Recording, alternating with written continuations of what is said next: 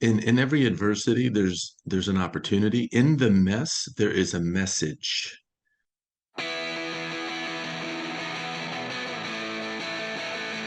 Hello and welcome to the HR Like a Boss podcast. I'm your host, John Bernatovich.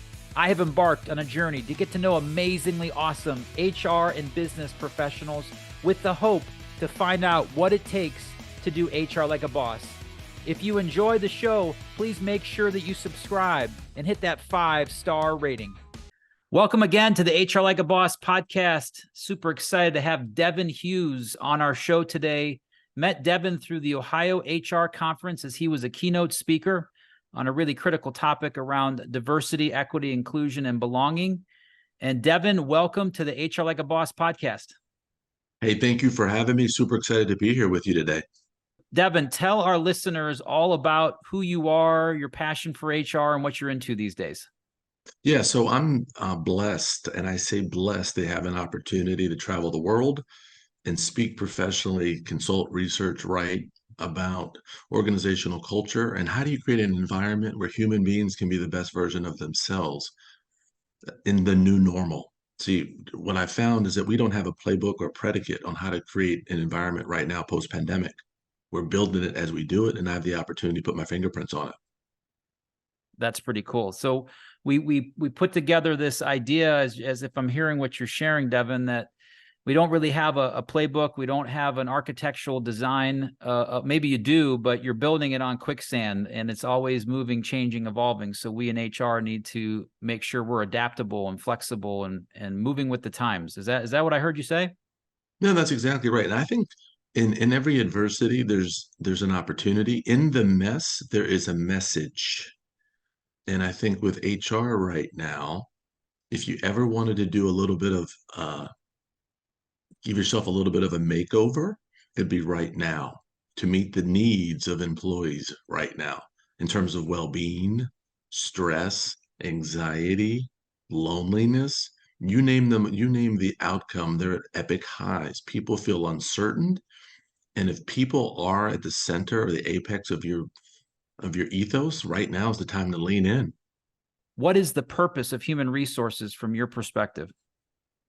Yeah. So, and I'm going to put it in context to where we are right now. And again, that's just anecdotal my experience. I think prior pandemic, in a lot of instances, HR was served more of a prison warden mentality. And I'm not being crass there. If something said something or did something inappropriate, who do they call? Not HR. Ghostbusters. They called Yeah. HR. Yeah. And again, is there a part of that? Yeah, still. But I think why people got into HR was to meet the needs of the employees, to help grow careers, help grow the organization, build capacity, help scale, all of the above. And I think right now, where we are in HR, I think there's an opportunity to revisit that. And because there's no playbook on it, we get to essentially build the playbook on what it is to actually add value to the organization. And there's some natural proclivities to that. I'll give you an example. I'm not tone deaf to what's going on right now. Are we returning to work? Are we hybrid? Are we 5 day? Are we 4 day? Are we 3 day? Who knows, right? We're trying to figure it out. What are the needs of the business?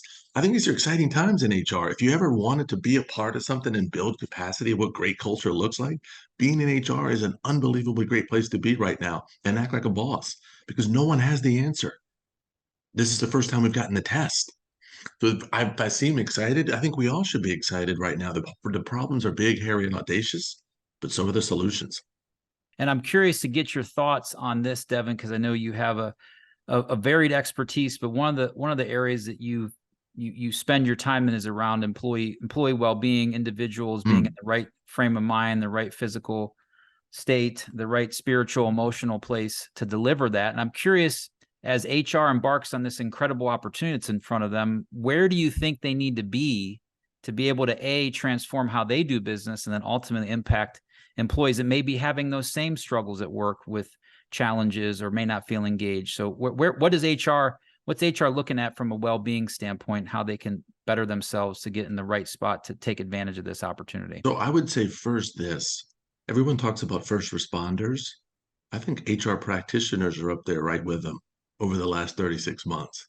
It's been heavy and hard on HR professionals. So you need to take care of yourself first. I would argue that your well-being should not be hopeful happenstance. It should be a daily practice. You're a better human being. You're better in your role when you're in a better place emotionally. Second, you cannot give what you do not have. You want to support others emotionally? It helps if you're in a pretty good place yourself. So take care of yourself and still put on your oxygen mask first. As we go down that list of continuum, I don't think well-being now can be hopeful happenstance. And I don't think it should be performative or a series of activities. We need to get beyond the yoga room or the gym, some of the kind of that stuff. What I'm suggesting is that we should actually embed well-being right into the culture itself, meaning mindfulness. For example, how you start your meetings. What if we took 5 minutes and meditate before we start a meeting? Right? Then I know it's part of the culture. If well-being is really a big deal, we treat it like a big deal and we embed it into the culture. And we look at a lot of the things that we do at work, they're stale, they're dry. Meetings are just right? Why couldn't we go on a walking meeting? Why can't we embed exercise into it? Why do our one-on-ones have to be in the same room? There's a litany of different things I think you can embed well-being into it. And I will say this, I'll leave you with this. If I say to you, do you perform better when you feel better? The answer is always yes. Are you at your best when you feel your best? The answer is yes. Then how can not well-being be a part of the culture and part of your narrative and part of everything HR does? How would you describe someone that does HR like a boss? Well, again, I think, someone who's a boss shows up like a boss. They care, they're concerned. To me, influence, I mean, leadership is not about authority, it's about influence. So HR like a boss is you're doing the right things for the right people. Your heart's in the right place, hearts and minds. And you care enough to give, don't expect anything back, and you want to leave a legacy bigger than yourself. That's what I think of when I think about HR as a boss.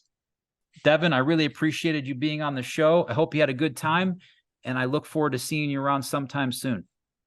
All right. Well, thanks for having me. Look forward to seeing you too. Thank you again. Thanks for checking out the HR Like a Boss podcast. If it resonates with you, please leave a rating and review, or better yet, subscribe and share with a friend. Until next time, let's continue to aspire to do amazingly awesome HR.